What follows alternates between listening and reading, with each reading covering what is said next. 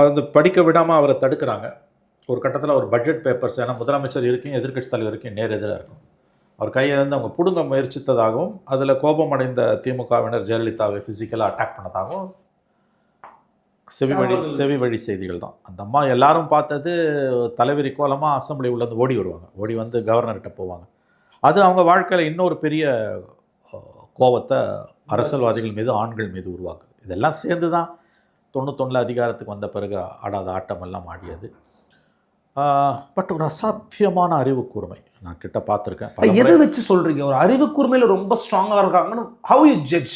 நல்ல கேள்வி இது. அதாவது தீட்சண்யம், விஷயஞானம் வேற, இன்டலெக்சுவல் கேலிபர்ன்றது வேறு. Okay sir. ஒரு கம்ப்யூட்டர் சிப்பில் நீங்கள் வந்து 1000 மூளைகளில் ஒரு கோடி மனிதனோட மூளையில் இருக்கிறத நம்ம வச்சிடலான்னு சொல்கிறோம். நீங்கள் அதல்ல, விஷயஞானத்தை வச்சு நான் சொல்லலை. பகுப்பாயக்கூடிய தன்மை, இன்டலெக்சுவல் கேலிபர்னாங்க. உங்கள் தங்க நகையை அதிக விலைக்கு விற்கவும் மற்றும் அழகில் இருக்கும் தங்க நகையை மீட்டெடுத்து அதிக விலைக்கு விற்கவும் உடனே அணுகவும்.